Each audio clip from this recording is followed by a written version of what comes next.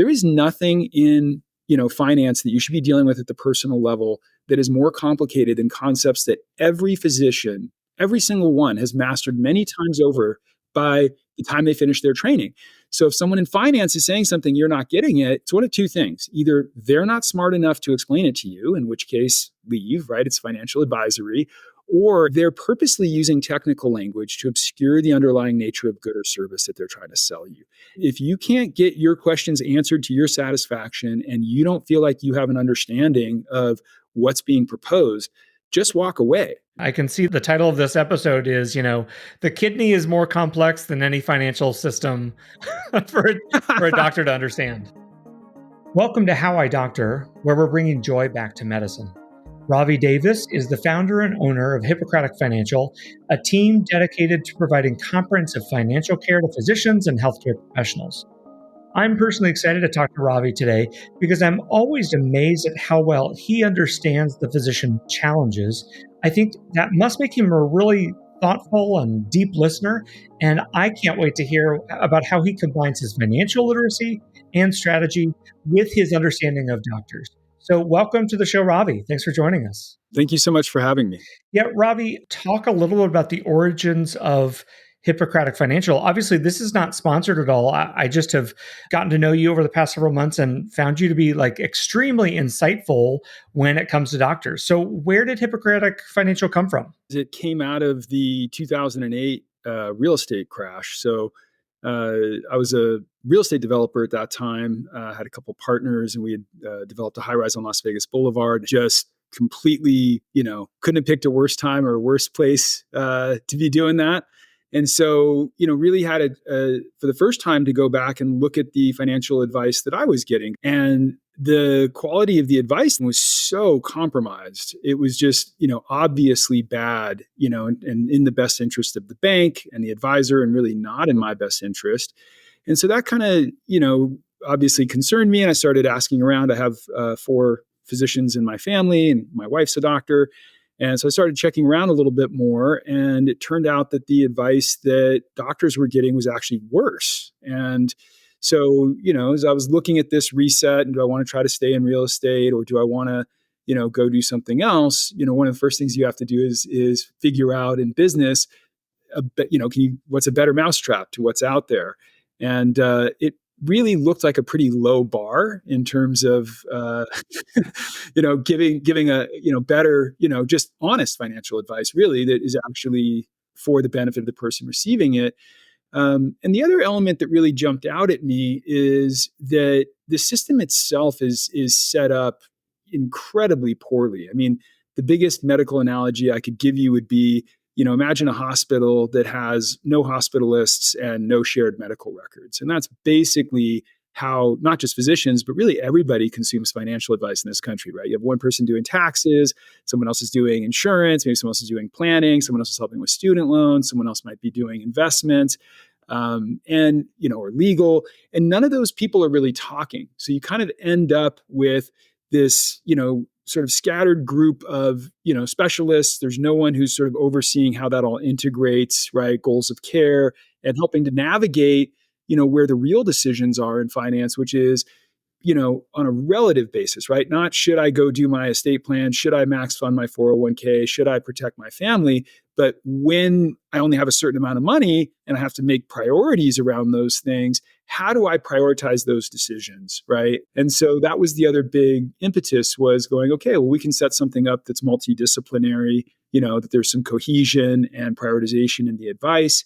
And so this seemed like an opportunity where we could really put something together and focus on doctors and serve those who serve, right? And so I just, sort of said, hey, I'm going to take a shot at this. And it just sort of took off and did well.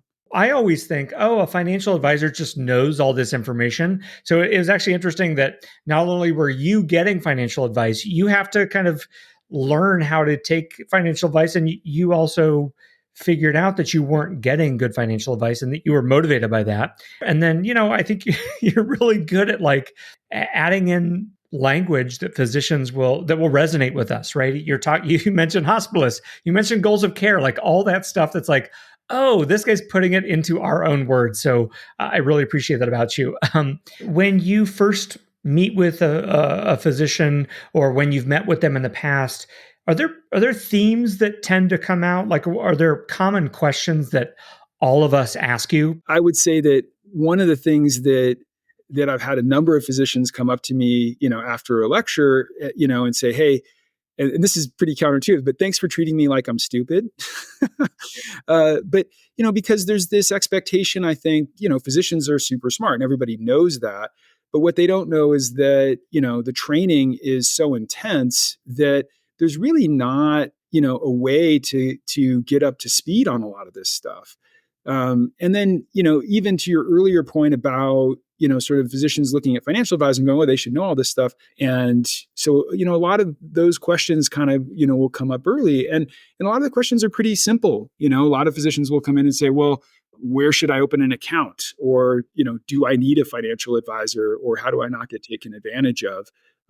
Would be a lot of the sort of early stage questions. Or how do I tell if someone's good? You mentioned, getting taken advantage of. I think that's a really common concern from physicians because a lot of people know that we have a high income, earning potential. Are there common errors that you see physicians making or that they're worried they're going to make when it comes to finance? I would break down into two categories, like errors I see them making, and then errors that they're worried, that they're making. One of them, just the most important things, is the importance of being comfortable asking questions about money to people who are giving you advice. I think, physicians are exceptional in a lot of ways, highly intelligent, very motivated, willing to put their bodies in harm's way to go through the training, that you go through. You really give up health and youth and all the things that are sacrificed. I would also argue that physicians are actually specifically selected for having below average profit motive, right? Relative to the general population, right? Yeah. And I was lecturing, lecturing in orthopedic that's a surgery. nervous laugh because it's like it totally Right. hit me to my core. Yeah, for sure. Yeah, well, but it's true, right? I mean, the reality is that while the general public, thinks that physicians make so much money, what we know is that you give up money to go into medicine, right? Medicine is probably the ultimate delayed gratification profession, I think, particularly if you go into surgery and do fellowships and all that kind of stuff. So there's an element of that where you go into then medical school, right, with the subset of those high performers who are willing to give up money to go into medicine, and you're with them for 4 years, right?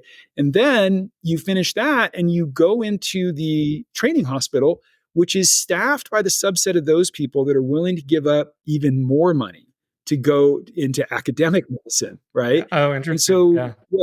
so so what happens is there's just a general, this idea that there's a skewed sense of the profit motive that exists in the general public. You shouldn't be asking questions about money or talking about money, and that is just such a disservice, right? I mean, everywhere in medicine, outside of academia, everywhere in the broader world, asking questions about money is really important And normal. and normal. It's due diligence. Yeah, I mean, that's exactly where I was going. You're dead on with that.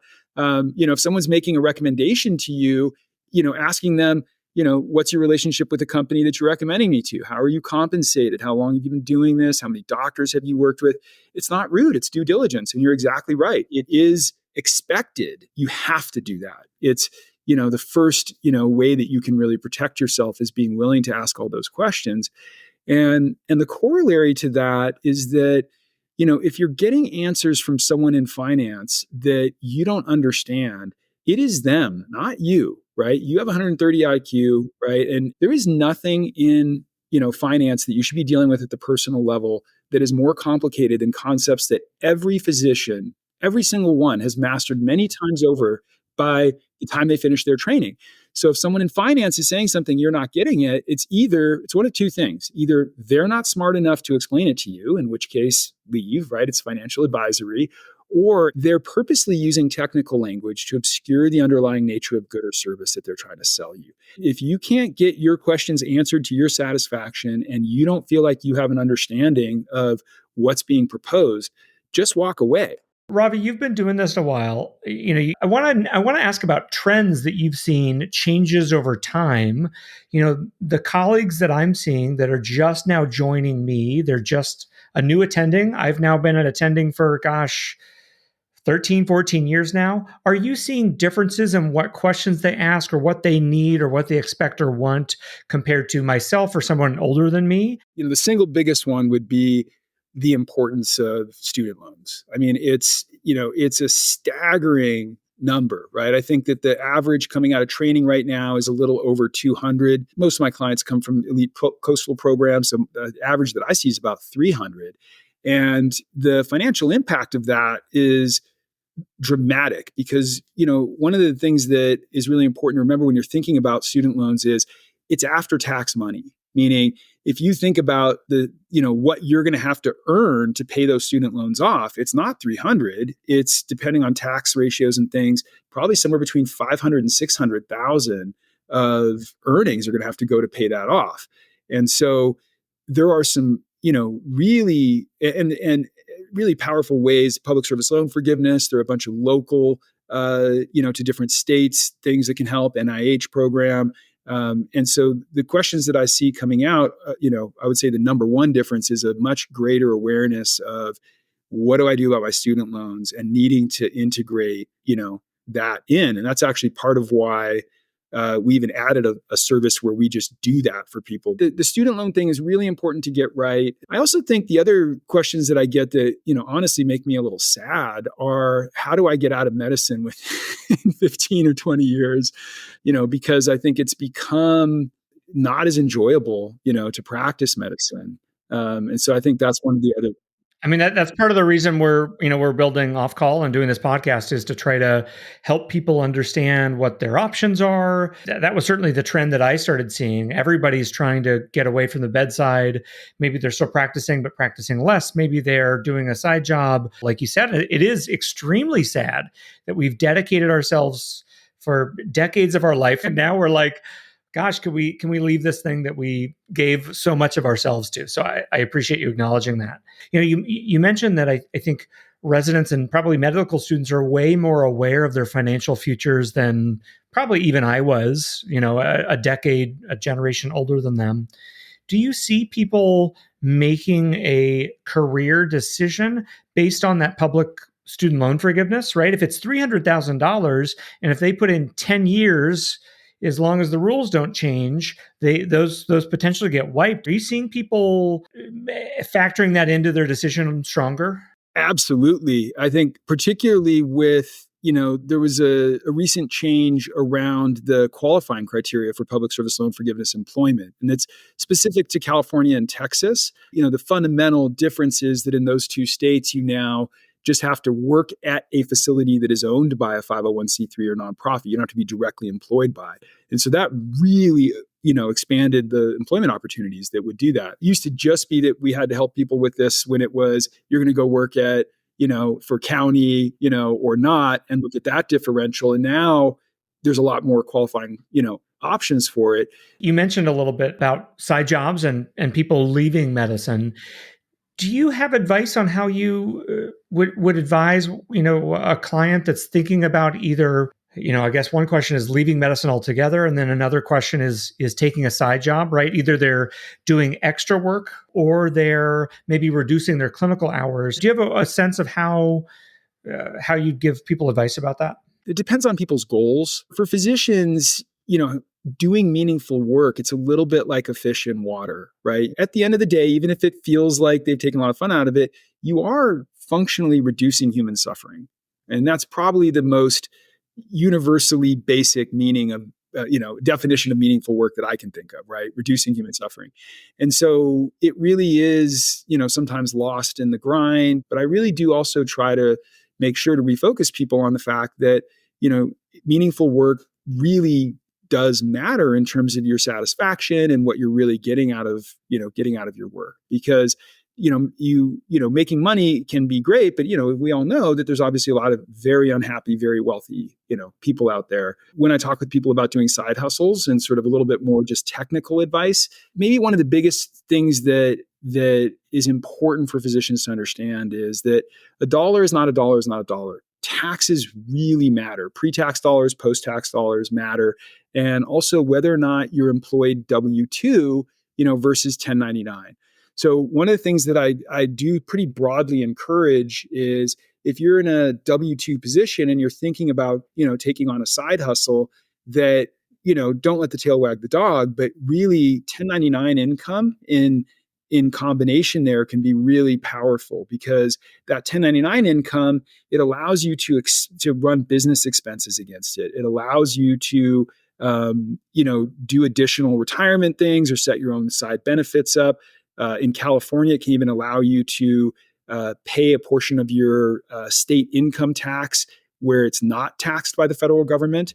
If you're already 1099, the effect is not that big. But if you are W-2, then I would say, if you held everything else equal, I would tell you to lean towards 1099.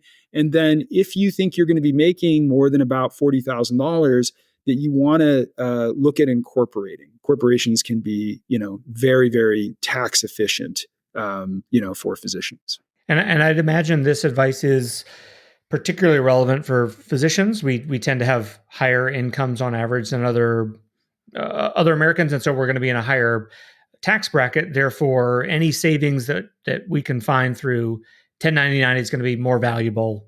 You're exactly right, because it comes off of what's called your top marginal bracket. So something that I think also is a common misunderstanding for physicians is that, hey, what's your tax rate? Well, my tax rate is, 37%, but that's not really your tax rate. That's what's called your top marginal bracket. So, the tax system in the United States is progressive. The first, 50,000 is taxed at one rate that everybody pays, and then the next 50,000, and so on and so forth. So if you took the weighted average of that, that's called your effective tax rate, and that is what you're really paying on average.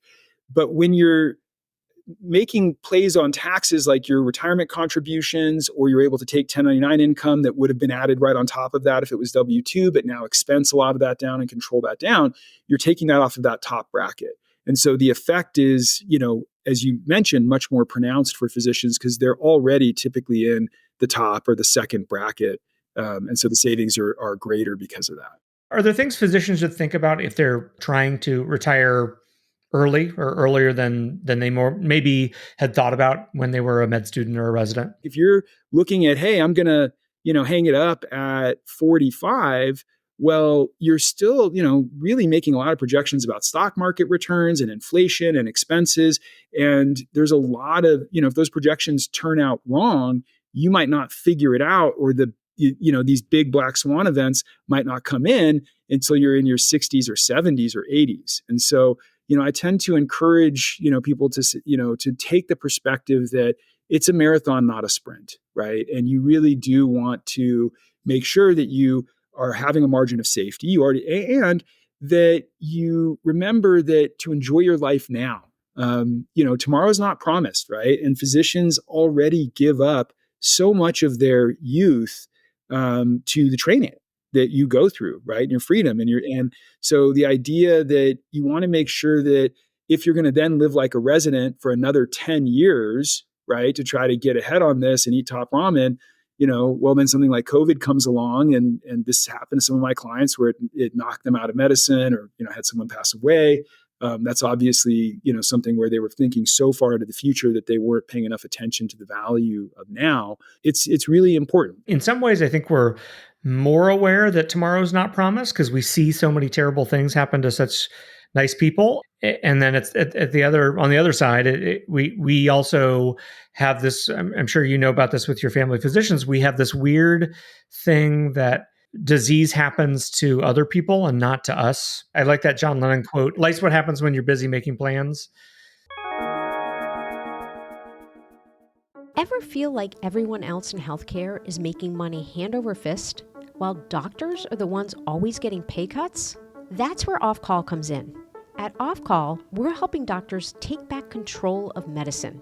The next time you're asked to see more patients in less time, or forced to submit yet another prior authorization for your patients, Offcall is here to help.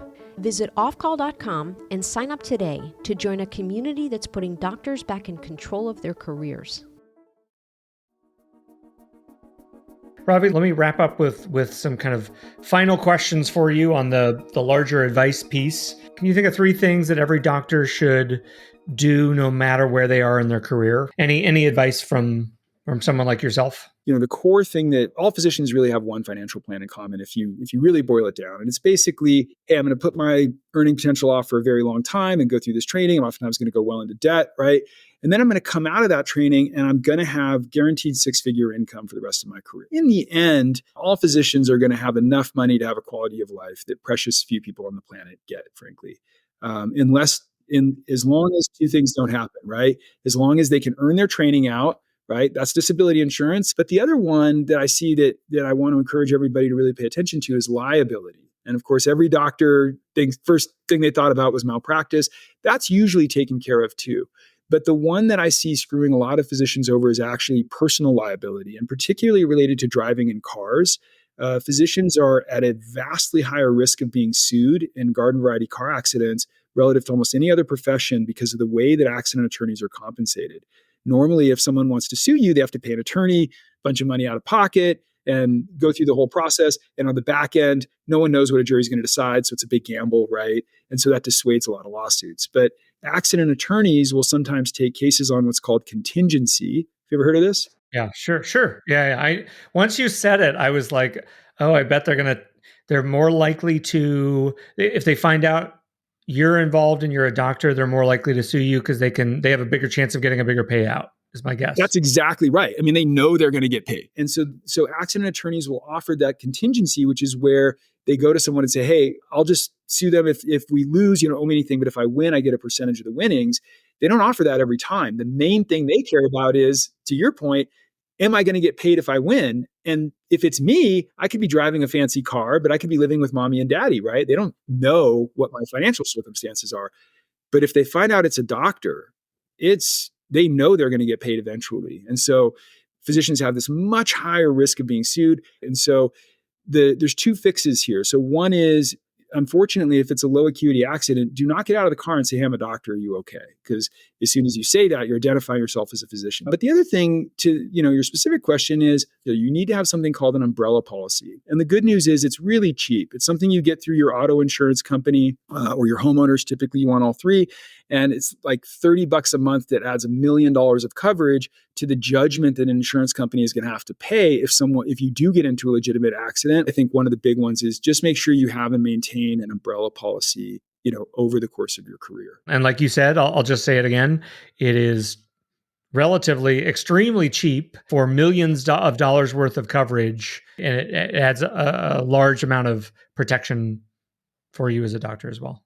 The other two things I would say, at least one of them, is that, there's in the life insurance world, I would say over 95% of the times when I see what's called cash value life insurance. So there's three main flavors of that: whole life, variable universal life, and index universal life. They're usually not in the best interest of the physician. And those can be really made to look like something that they're not. The consequences of trying to get the commissions are really high. I've seen 6-figure commissions regularly for selling one policy. And it can be expensive to get out of them. But for the most part, if you're saving for college education, 529 plan. If you're saving for retirement, focus on the government plans. There's reason that there's limits in those. They are more tax efficient, than those policies. And you're not paying these huge commissions out and huge expense ratios to insurance companies on the inside of them. So that would be another one. I love that. That I would. I'm going to do a callback to what you said earlier, where I think you said if you don't understand it, it's intentional. Most likely, yeah.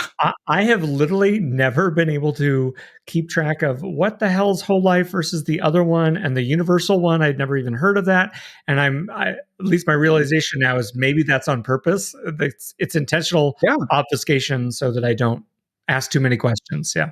You're giving all this money to an insurance company into something that you don't quite understand. And, do you trust insurance companies? Do you really want to be just giving them all this money because they're such good actors in all the other places that you see them? And, that sometimes will help with reframing. I love because most doctors have had insurance company experiences that aren't the greatest at some point. I love it. Ravi, I've got some just very quick rapid fire questions. One finance myth you wish would just disappear forever. Renting is wasting money. There's this halo about real estate right now, in medicine, and, renting is not wasting money, because you're not having to deal with, all the stuff that comes with owning a house, property taxes, maintaining it, and you shouldn't be in a rush to buy a house. The reality is that the real killer with real estate are the transaction costs. What you're really signing up for is selling that house in 3 years or 4 years,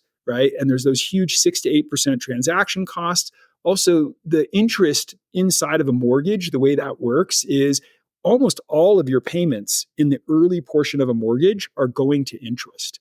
So you're renting anyway. If you go 5 years in a house and you're making that mortgage payment and then you add in property taxes and then you're going to pay all that money on the way out, you probably would have been better off renting for a year or two, making sure everything was right, and then buying enough house to really be happy in it for 10 or 15 years versus rushing out and buying a starter house. That I tell people the same thing just when they're moving to a new city, like rent for a year or two, make sure you like the neighborhood that you live in. As somebody that's replacing my dishwasher and some hardwood floor damage, I will tell you there are some benefits to renting for a while for sure. Ravi, let me just ask you, what do you think the worst money mistake a doctor can make is, if you had to pick one? Einstein famously said that compound interest is the eighth wonder of the world, right? It's one of the most powerful forces in the universe.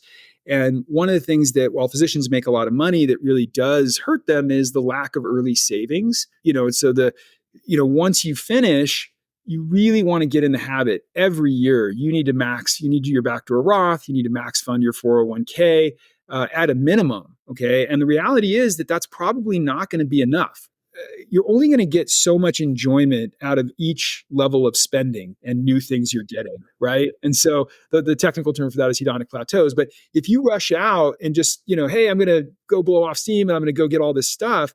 Well, in some ways, if you go straight to a Maserati and you're skipping those middle levels, you're actually going to have less available enjoyment to you over the course of your life than if you sort of gradually increase that, and get in the habit of making sure that you're just saving first. Because those early savings are more important, right, than the later one. Ravi, where can our listeners find you and how can they help support the work that you do with Hippocratic? Yeah, just Hippocratic.com. We have consultations. We also actually have a 501c3 that helps young physicians who get hurt, sick, or injured and does financial literacy. So that's at Hippocratic.org.